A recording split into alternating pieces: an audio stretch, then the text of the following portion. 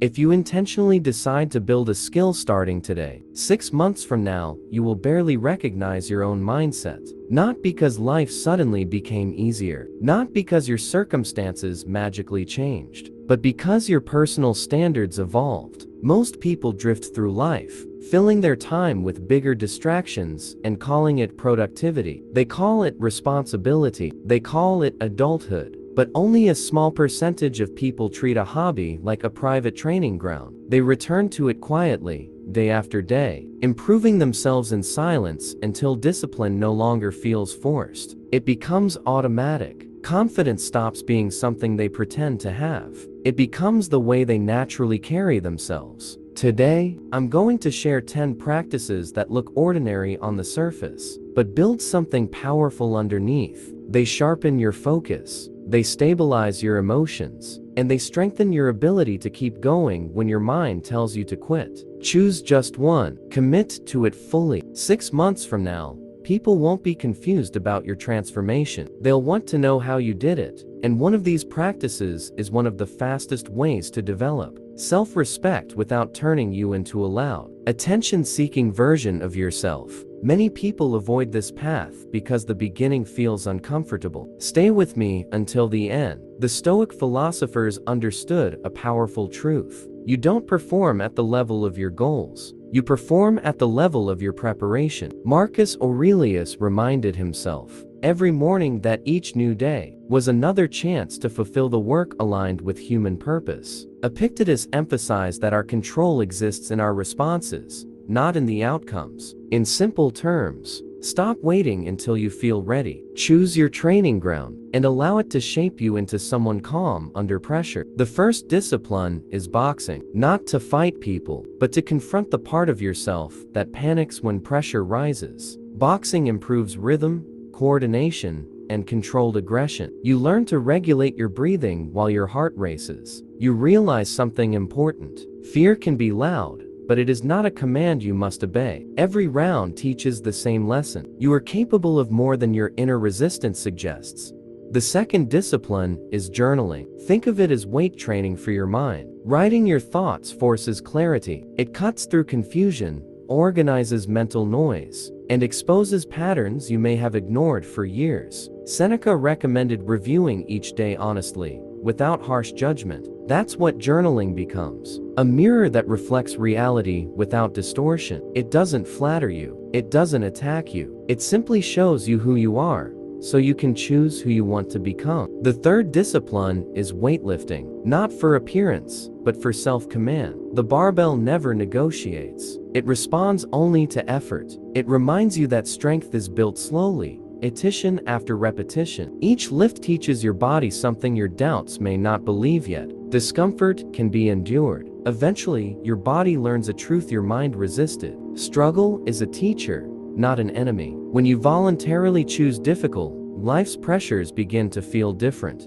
The fourth discipline is calisthenics. This is mastery of your own body. Pull-ups, dips, handstands, static holds. No machines, no shortcuts, just you, gravity, and your excuses. It humbles you quickly because your body gives immediate feedback. But that honesty becomes empowering. Progress becomes visible, measurable, undeniable. You begin to realize that what you thought were limits are often invitations to grow. The fifth discipline is chess, a silent battlefield where impulsive decisions are punished and thoughtful strategy is rewarded. Chess trains patience, foresight, and emotional control. It teaches you to pause before reacting, to sacrifice something small today to gain something bigger tomorrow. That mindset eventually influences your finances, relationships, and life decisions. You begin to think beyond the present moment, beyond emotion, beyond ego. Before we continue, if this message resonates with you, subscribe to Stoic Energy. Make it a habit to protect your inner stability,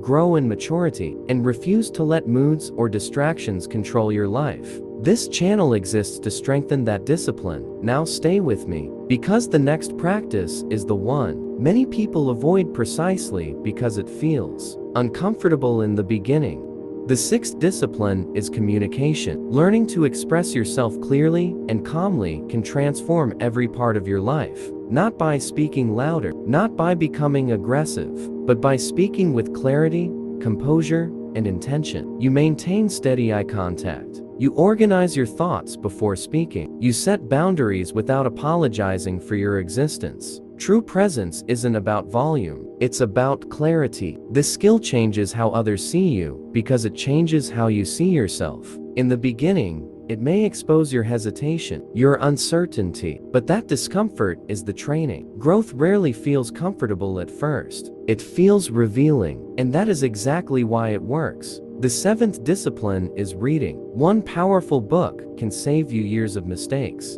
It is one of the cheapest ways to learn from people who have already walked difficult paths. Read philosophy to build resilience. Read biographies to widen your perspective. Study psychology to understand your habits. Explore practical guides that develop real-world skills. The Stoics never treated knowledge like trivia. They treated it as preparation for life. When you read with purpose, it isn't passive entertainment. It becomes fuel for wiser decisions. The eighth discipline is running. Running is not escape. It is pursuit. You are chasing the version of yourself that refuses to collapse when things get difficult. Running builds endurance in your body, but more importantly, it builds endurance in your mind. You continue when your lungs burn. You continue when your thoughts tell you to stop. You prove to yourself that you can keep your commitments even when nobody is watching. That kind of private integrity is rare, and rarity creates distinction. The ninth discipline is mastering, a valuable skill that increases your earning power. This could be copywriting, sales,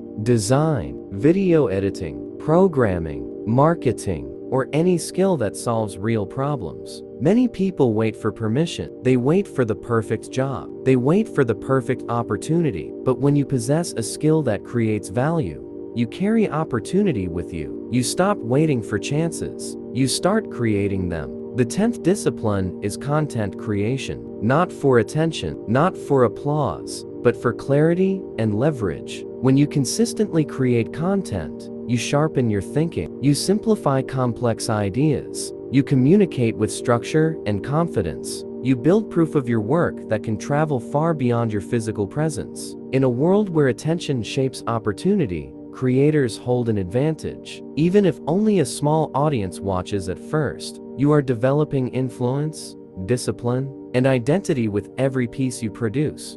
Now here is the principle that makes this entire list powerful. Do not collect hobbies like trophies. Choose one. Commit to it for 6 months. Schedule it. Treat it like training, not like something you do only when motivation appears. The people who excel are rarely the most gifted. They are simply the most consistent. Choose today. Start small, but start now. Consistency compounds over time, and the future version of you will be grateful that you decided to train instead of drift. If you want regular reminders like this, subscribe to Stoic Energy. Over time, you will strengthen the habit of protecting your inner stability and building maturity instead of repeating the same patterns on autopilot. And now, want to hear your perspective. Is there a discipline you believe deserves to be added to this list? Share the hobby you would include and explain why it matters. Your idea might guide someone else toward their next transformation.